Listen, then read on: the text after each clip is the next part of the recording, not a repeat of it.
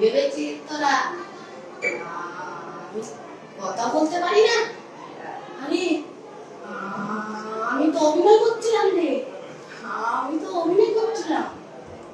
এই যে সালমান খান আছে না, সালমান খান, এই যে শাহরুখ খান আছে না, শাহরুখ খান, সবাই আমার ভক্ত রে, সবাই আমার সাথে অভিনয় করতে চায় রে।